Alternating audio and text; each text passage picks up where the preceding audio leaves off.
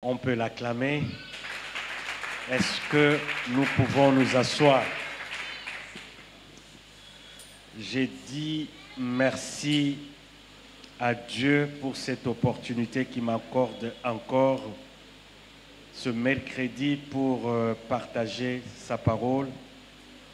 Je remercie mon Père qui m'encourage, qui veut me voir exercer la grâce que Dieu a mise à moi, parce qu'il est la personne la mieux placée pour savoir ce que Dieu a mis dans la vie de chacun de nous. Parce qu'un visionnaire, un leader, c'est un visionnaire, c'est quelqu'un qui ne voit pas comme nous. Il ne regarde pas comme nous. Il a une perception qui dépasse la nôtre. Nous sommes limités sur certains points, mais lui n'est pas limité parce qu'il a les yeux de l'aigle. Comme j'avais dit la fois passée, que un bon leader, c'est quelqu'un qui veut voir la grâce que Dieu a mise dans ses enfants, cette grâce-là s'exploser, cette grâce-là s'est manifestée. Il n'a pas ces complexes comme d'autres leaders. Et il est tellement ouvert à tel point qu'il lui reconnaît tout ce que quelqu'un d'autre a. Ça, c'est une qualité que nous devons chaque fois dire merci à Dieu de nous avoir donné cet homme.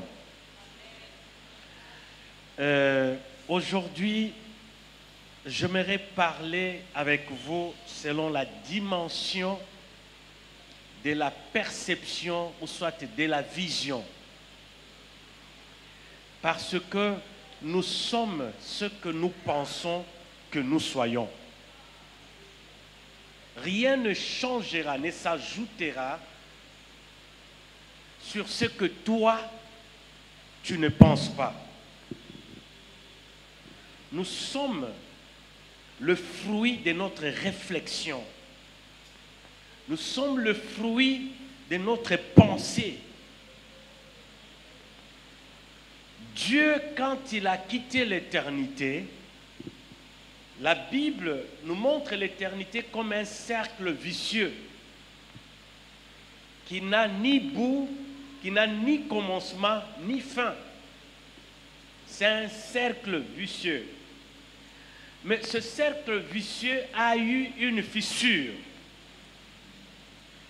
Et cette fissure qui a permis Dieu de quitter l'éternité pour entrer dans le temps. Lorsqu'il vient dans le temps, ce qu'il avait conçu dans l'éternité, il devait donc le matérialiser dans le temps. Parce que tout ce que nous voyons, tout ce que nous sommes, ça a été conçu depuis l'éternité. Depuis avant même que le temps n'arrive. Parce que quand le temps est arrivé, lui, il a fixé des limites. À l'éternité, il n'y a pas de limites. Mais dans le temps, il y a des limites. Amen. Alors, l'éternité, Dieu va quitter son monde, son confort. Et cette fissure, à chaque fois qu'un chrétien se convertit, ça se rétrécit. Jusqu'à ce que le dernier chrétien, le dernier enfant de Dieu va faire le retour à la maison et ça va se fermer. Mais aussi longtemps que le dernier n'est pas encore rentré à la maison, il y a cet espace-là où Dieu quitte l'éternité pour entrer dans le temps. Maintenant, dans le temps, il a commencé à réaliser ce qu'il a vu dans sa pensée. Parce que Dieu ne fera rien dans ta vie de ce que tu n'as pas vu. Il fera que ce que tu as vu. Et si tu ne vois pas, c'est ton problème. Il y a des choses que Dieu peut te montrer. Il y a aussi des choses que toi-même tu peux voir. Donc il y a la part de Dieu et la part de l'homme. Et la part de l'homme, Dieu ne le fera pas. Il est souverain, il est puissant, omnipotent, mais lui, à ce qui concerne ta part, il ne va pas s'y mettre. Parce qu'il t'a donné cette possibilité, il t'a donné cette capacité, il t'a donné cette dimension. Vous savez, quand je parlais avec mon père, je lui ai dit, j'ai un sujet que j'aimerais développer. Il m'a dit, Flamme, parle de Dieu au niveau où Dieu t'a placé. Et quand il m'a dit ça, j'ai compris 3 fois ce qu'il m'a dit. Parce que il y a certaines choses dans la vie, il faut éviter. Les gens peuvent dire que tu es orgueilleux. Tu te fais voir, comme ici, les Quinois disent Matalana. Non, ce que Dieu fait avec toi, tu n'as pas besoin de cacher. Tu n'as pas besoin de cacher. Dis-le très haut pour édifier les autres. Les gens pensent que quand on est chrétien, c'est fini, on est oublié. Nous ne vivons plus dans ce monde. Nous avons que la Bible avec nous, rien d'autre, la prière avec nous. Mais nous vivons sur cette terre. Il y a des choses que nous devons encore vivre, toucher, palper sur cette terre. Parce que là-bas au ciel, il n'y aura pas la piscine. Il n'y aura pas la plage. Il n'y aura pas de resto. Mais ici, Dieu t'a donné ce pouvoir. Tu vois. Un aveugle ne peut pas penser ce qu'il ne voit pas. Ce qu'il ne voit rien. Il va penser comment? Il ne connaît pas la forme de ce qui existe dans le monde. Il ne connaît pas. Pourquoi? Parce que il manque la vue. Il y a 2 choses très importantes dans la vie de l'homme, c'est-à-dire l'oreille et les yeux. Dans le livre de Proverbes chapitre 18 verset 21, la Bible nous dit ceci: la mort et la vie sont au pouvoir de la langue. Quiconque l'aime en mangera le fruit. Regarde comment Dieu nous donne une façon de savoir décider. Ça veut dire, si tu veux la vie, ça dépend de toi. Si tu veux la mort, ça dépend de toi. L'expression la vie et la mort sont au pouvoir de la langue signifie tout simplement que nos paroles ont un impact extraordinaire, peut influencer dans le sens négatif et aussi bien dans le sens positif. Il y a un impact dans la parole. Beaucoup de gens minimisent, ne comprennent pas que vous êtes enfant de Dieu et que ce que vous pensez, si vous parlez, ça aura des effets. Il y aura des effets, il y aura des impacts. Ce que moi, je suis aujourd'hui, c'est ce que moi, j'ai parlé avant même de voir ce que je suis en train de voir aujourd'hui. Tu peux impacter ta vie que par ta parole, par ce que tu sors de la bouche. Parce que tu as un pouvoir. L'enfant de Dieu est un Dieu en miniature. Donc tel que tu es là, jusqu'aujourd'hui, nous avons le pouvoir de créer. Nous avons le pouvoir de changer de situation impossible, le rendre possible. Là où il y a un vide, toi tu peux remplir quelque chose par ta parole.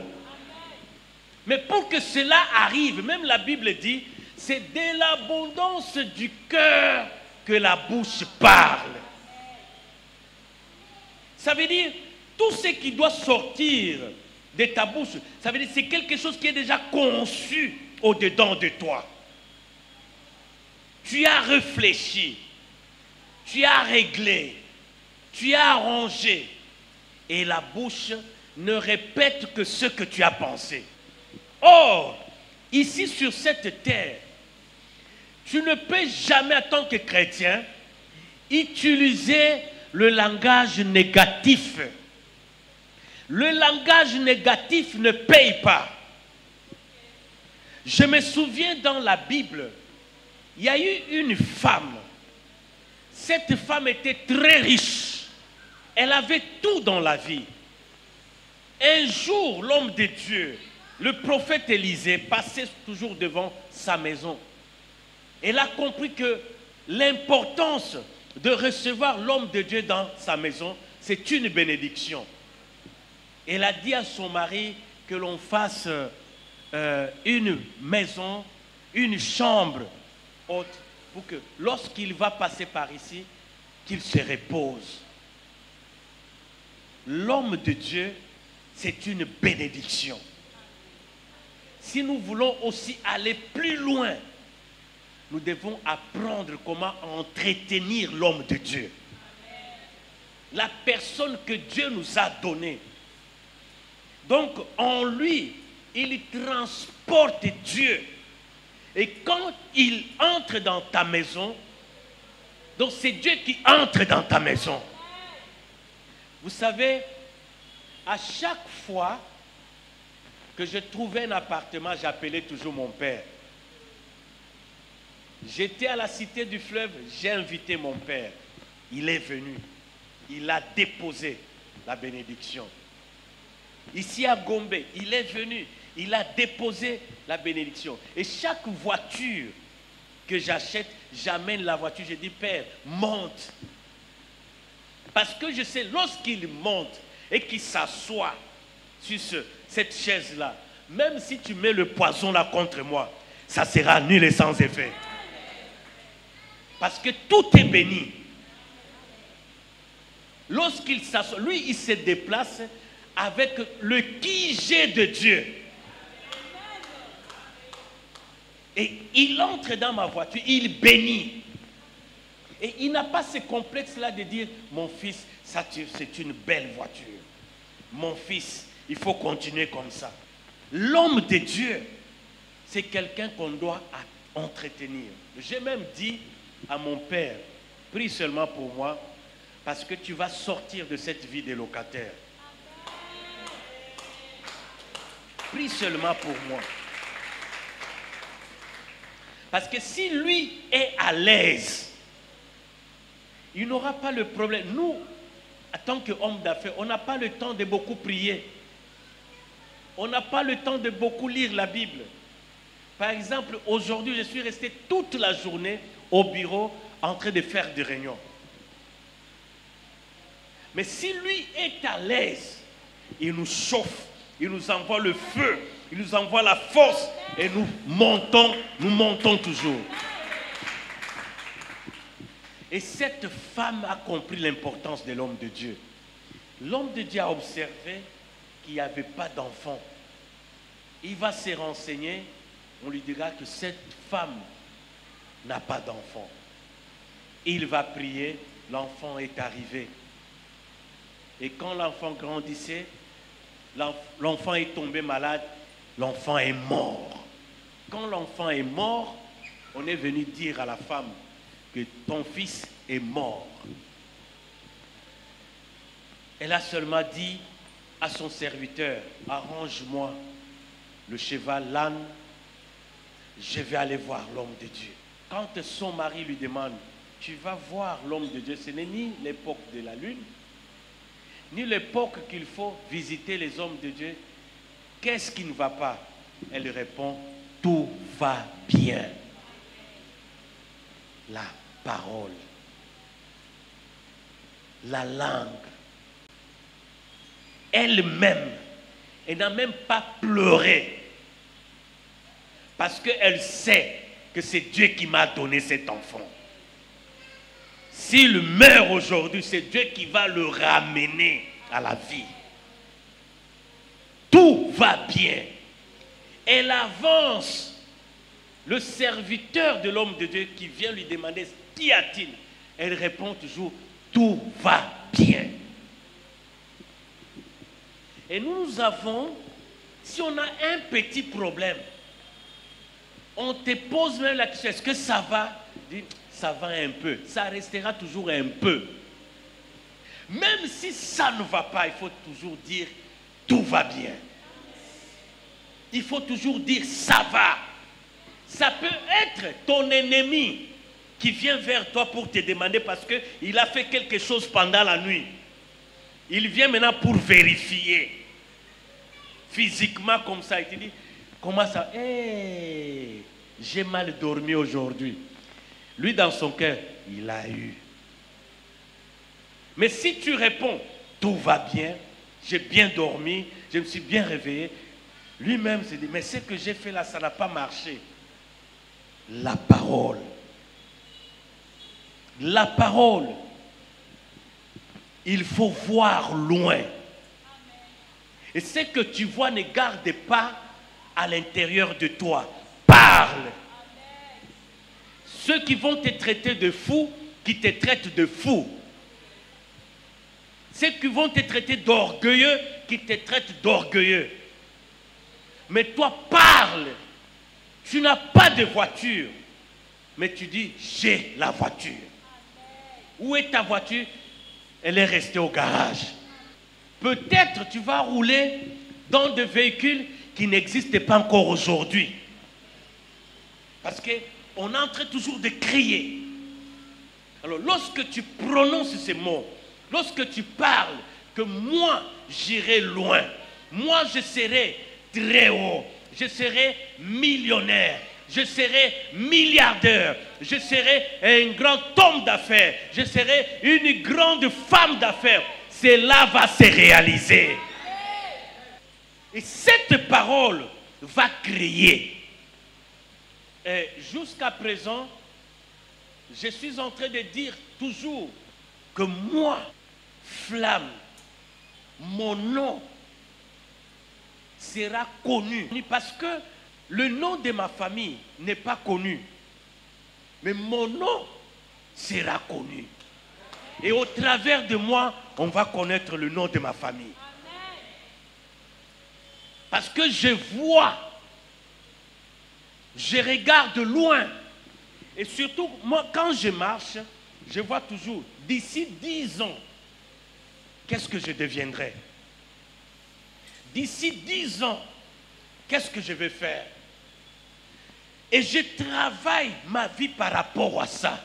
Parce que je calcule, d'ici 10 ans, il faut que j'atteigne tel niveau.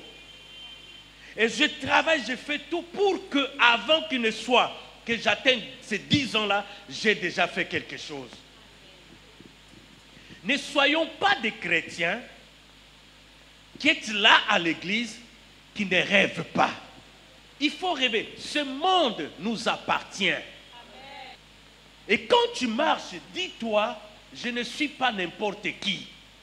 Si quelqu'un dit, toi tu me connais, tu ne me connais pas. Si tu savais qui je suis, tu n'allais pas me parler comme ça. Et avec ces allures, tu iras très loin. Vous savez, à un certain niveau de la vie, tu commences à voir des choses autrement. Et quand tu marches, même ta démarche, c'est conforme à ce que toi tu penses. N'accepte jamais que quelqu'un te minimise. N'accepte jamais que quelqu'un te dise que tu es nul. Même quand tu es avec tes enfants, tu dis à tes enfants, toi, tu seras grand. Toi, tu seras comme ça. Même quand tu marches, tu es au milieu de tes amis, dis-leur que tu n'es pas n'importe qui. Ça rentre là. Et l'enfant grandit avec ça. Mais d'autres parents, ils regardent. Tamoutou loko la papa nae. Et l'enfant va grandir sachant que sa tête est comme la tête de son père. Ça s'est passé dans ma vie. Je suis né dans une famille polygamique. Ma mère m'a laissé chez mon père à l'âge de 2 ans. Je ne connaissais pas ma mère. Ma mère, je l'ai connue à l'âge de 20 ans. J'ai passé mon enfance, je n'avais jamais connu une enfance heureuse dans ma vie. Comme tous les enfants qui gagnaient des cadeaux, je n'avais jamais gagné même un petit bonbon. J'ai souffert. On me frappait tous les jours.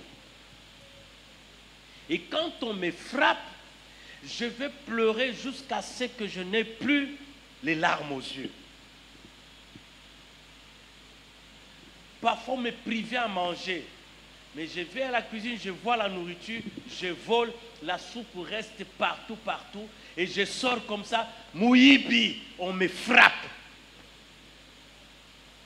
Et quand on me frappe, on m'enlève tous les habits, on me frotte le piment dans tout le corps. On me laisse sous le soleil.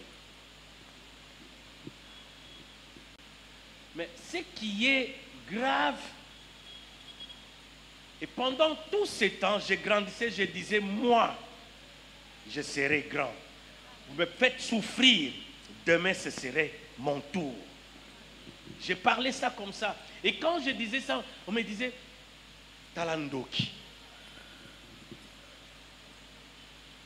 Et on nous a amenés chez le féticheur. On avait volé l'argent de ma belle-maman. On nous a amenés tous les enfants chez le féticheur. On arrive chez le féticheur, mon Dieu. Il commence à regarder sur la main de chaque enfant. Et c'est arrivé mon tour. Le féticheur regarde comme ça, il secoue la tête. Il fait ses grimaces.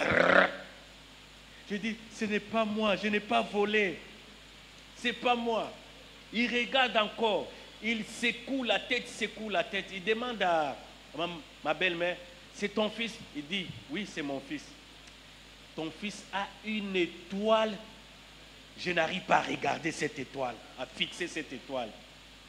Et je vois sur sa tête une couronne. Et toute la famille sera derrière lui. C'est un chef, comme tu le vois là. Il m'a créé des problèmes très sérieux. On arrive à la maison, il dit que Bakangi Endo Kikuna.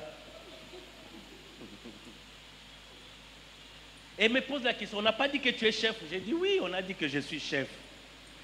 On n'a pas dit que tu as la couronne sur la tête? J'ai dit oui, on a dit que j'ai la couronne. C'est ça la sorcellerie. Tu es chef dans la sorcellerie.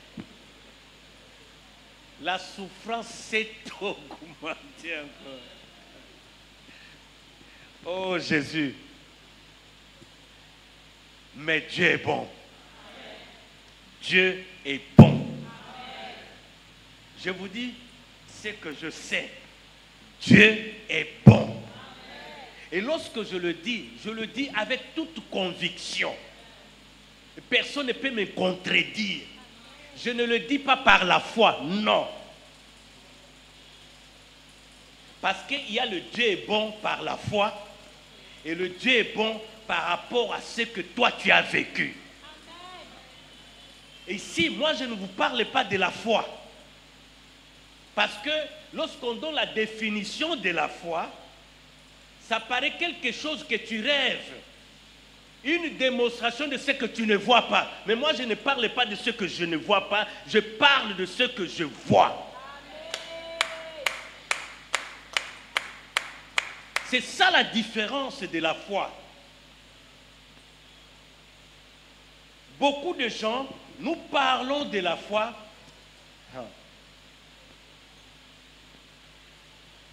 La foi, il y a beaucoup de choses. Mais ce n'est pas mon sujet. Alors, et tous les jours, je grandissais, on m'appelait toujours sorcier. Moi, dans ma tête, je savais que j'étais sorcier. Pourquoi? Parce que ce sont des choses qu'on me disait tout le temps. J'ai grandi, j'ai compris que je n'étais pas sorcier, c'est quand je suis allé à l'église et qu'un pasteur qui était sorcier témoignait comment des choses il faisait dans la sorcellerie. Mais j'ai dit, moi je n'ai pas fait ça, je ne fais pas ça. C'est là que j'avais comme, non, moi je ne suis pas sorcier. Vous voyez? Alors, nos enfants retiennent ce qu'on leur dit chaque jour, chaque fois. Alors, il faut maintenant, toi qui es parent, choisis les mots, les paroles à dire aux enfants chaque jour. Ils vont grandir avec ça. C'est ce qu'ils vont pratiquer aussi. Vous savez, après, c'est quand j'ai commencé à prier que j'ai commencé à comprendre. Et quand on venait à l'église, moi j'ai parlé avec le frère, à cette époque-là, le frère avec des Bibles, on marchait avec des Bibles sous les aisselles. Donc si tu n'as pas la Bible, tu n'es pas frère en Christ. Alors je disais, moi, j'habiterai le pays des Blancs. Je disais, moi, j'ai parlé comme ça.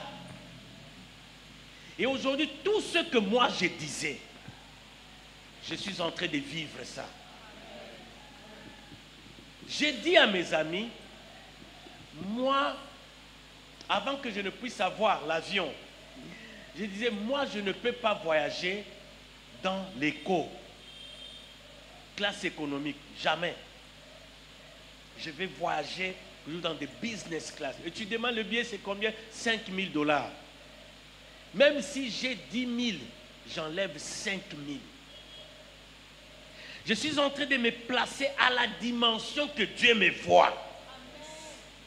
Et à la dimension que moi-même, je pense devenir. Parce que là-bas, tu vas rencontrer des grands. Là-bas, tu ne vas pas rencontrer n'importe qui dans le business.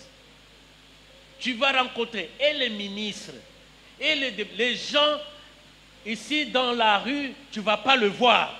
Mais là-bas, on est égaux. Et là-bas, tu entres là-bas, tout le monde te voit autrement. On te demande, tu fais quoi dans la vie? Tu sors ta carte, tu donnes. Et lorsqu'ils regardent la carte, une carte spéciale, que tu ne peux pas voir, ce n'est pas une carte en papier. Et tout ce que tu fais là, c'est à la dimension de ce que tu rêves. À partir de ce soir, j'aimerais t'inviter. Ce qu'il a fait avec moi, ce qu'il est en train de faire avec moi, ce n'est pas impossible avec toi. Amen. Frère, j'étais comme toi. Il m'est arrivé des fois, j'avais seulement un seul pantalon. Et ce pantalon-là, je suis allé m'asseoir sur une chaise. Je ne savais pas qu'il y avait une pointe. Et c'est rentré dedans. Lorsque je voulais me lever, ça a pris tous les morceaux là derrière. C'est parti. Et j'avais seulement un seul pantalon. J'ai cherché une chemise qui arrivait jusqu'ici pour couvrir. Le secret là-bas, c'est moi-même qui savais. C'est pourquoi aujourd'hui, nazo nyoko la pantalon nandinga osaganate. La chose qui t'a fait souffrir hier là, aujourd'hui tu l'as fait la souffrir.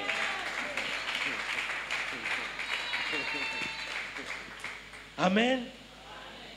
Et aujourd'hui, si je n'utilise pas une chaussure neuve, je ne prends pas. Usée, je ne prends pas. Notre Dieu nous utilise à la dimension que nous-mêmes nous plaçons sur la table. Tu veux devenir grand, comporte-toi comme un grand. Tu veux aller loin, commence à voir où tu veux aller. Travaille avec ça. Notre église, c'est une église des aigles. Ce n'est pas une église des reptiles. Ce n'est pas une église de gens qui rampent par le ventre. Mais c'est une église de gens qui regardent de loin comme un aigle. Lorsqu'il monte sur la montagne, il regarde sa proie. Il a les yeux fixés sur sa proie. Et il ne va pas lâcher. Et lorsqu'il se lance, c'est pour attraper. Il ne rate pas. Et nous sommes des aigles. Ce que tu rêves, tu vas toucher. Ce que tu rêves, tu vas le palper. Ce que tu rêves, tu vas le toucher. Tu vas arriver. Parce que tu es un aigle. Voilà pourquoi, ce soir, nous devons comprendre que notre vie est liée à nos paroles. Parce que nos paroles créent un impact profond. Et cela peut créer des conséquences. Il y a des conséquences. Vous savez, nous, on a le pouvoir de maudire. On a aussi le pouvoir de bénir. Si quelqu'un te fait du mal, tu le maudis, il sera maudit. Si tu veux le bénir, il sera béni. C'est pourquoi, vous voyez, la foi que nous avons, lorsque nous nous approchons vers notre Père, que s'il impose seulement sa main sur moi, il dit un mot, quelque chose va se passer. Cette même foi, cette même dimension, toi aussi tu peux l'expérimenter. Dire des mots. Il est là, parfois on se dispute beaucoup parce qu'il est trop négatif lui. Il est trop négatif. Et quand il commence à me parler là, je dis non, non, non, non, non, non, pas ça. Il est là. Je lui dis non, non, non, non, si toi tu as peur, moi je n'ai pas peur. Il me dit, tu vois, moi je travaille dans la sécurité. Je dis, c'est toi qui travailles dans la sécurité, pas moi. Non, mais si on sort à 7 heures, tu vois, j'ai dit, je ne vois rien. Moi, c'est Dieu qui me protège. Il est là. C'est comme ça qu'il me dit, ok, moi aussi, je vais commencer à changer. Je vois tout ce que tu dis là, positif, ça se passe bien. Moi aussi, je vais commencer à... Il est là. Si je ne mens pas, il est là. C'est comme ça. Nous avons... Parce que si tu as peur, la Bible même va plus loin pour nous dire que ce que je crains, c'est ce qui m'arrive. Ce que je crains, c'est ce qui m'arrive. Tu as peur de quoi? Parce que si Dieu décide qu'on te tue, même sur le lit, dans ta chambre, les gardes sont dehors, tu vas mourir. Mais s'il dit non, quel que soit ce qu'ils peuvent faire, quel que soit ce qu'ils peuvent décider, lorsque Dieu dit non, vous savez, dimanche, papa a dit quelque chose. Il a dit, même si quelqu'un venait te prophétiser, j'ai vu, on est en train de t'empoisonner. Il ne faut pas accepter ça. Il faut dire, moi, non. Parce que le roi Ézéchias a refusé de mourir. Il a changé le langage de Dieu.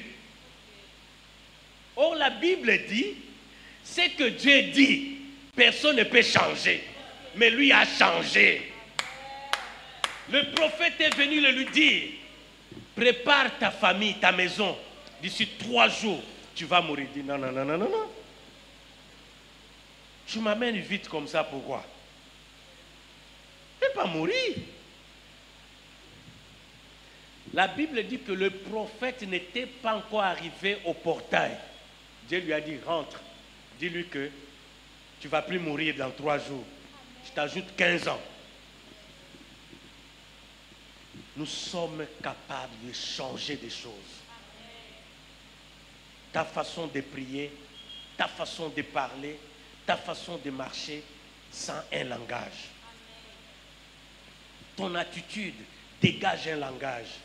Même si tu ne parles pas, ton silence a un esprit. Doit avoir un esprit de victoire. Un esprit de vainqueur. Un esprit de quelqu'un qui a atteint le niveau. Maintenant, regarde maintenant, qu'est-ce que tu penses maintenant? Qu'est-ce que tu veux devenir? Tu n'es pas venu accompagner quelqu'un. Tu as ta mission. Utilise le pouvoir que Dieu t'a donné. Utilise tes capacités. Vous savez, j'ai beaucoup réfléchi. Le matin, papa a dit, moi là, dans le groupe de partenaires là, je ne vais plus donner $100, je vais donner $200. J'ai dit, ah, mon père c'est un booster. Directement, ça m'a touché. J'ai dit, moi je vais commencer à donner $500.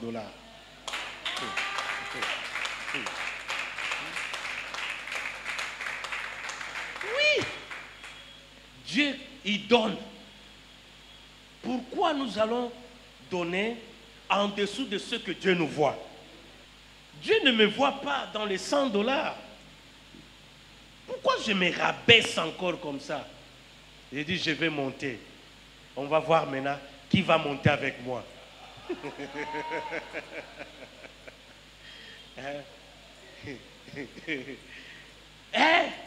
Suis-moi. On va partir ensemble. Oui, jusqu'à ce que nous allons atteindre le niveau.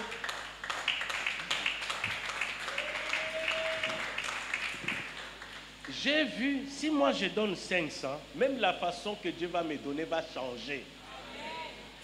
Il ne va plus me donner, il va me donner à la dimension de 500. Si je monte, il me donne à la dimension que je donne. Au fur et à mesure que tu montes, Dieu aussi monte avec toi. Si tu restes là, tu deviendras comme de l'eau stagnante. L'eau stagnante, il y a des bactéries. Personne ne peut boire l'eau stagnante parce que ça ne coule pas. Tous les microbes restent là. Mais si tu montes, Dieu aussi monte avec toi. La façon de te donner, il monte. J'ai décidé comme ça. Et d'ailleurs, je vais donner en avance de demain. Maman Lina, il faut me rappeler.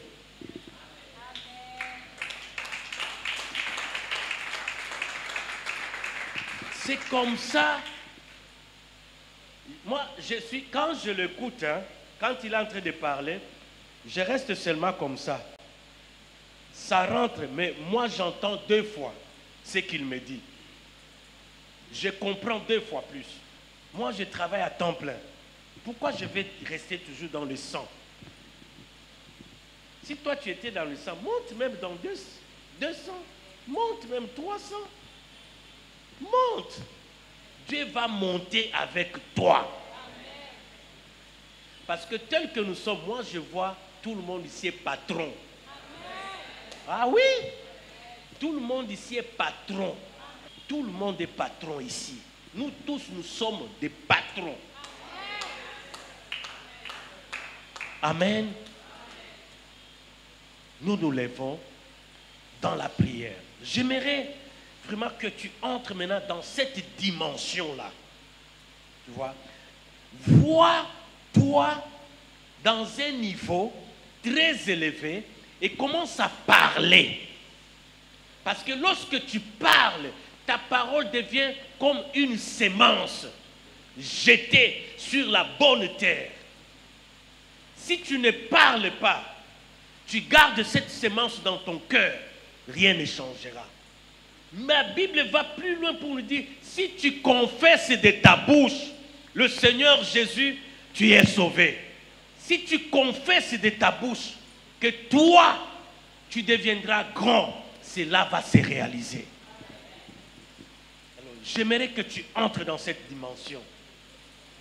Et lorsque tu pries, prie avec ton cœur. Et parle avec ton cœur. Et commence à vivre cela.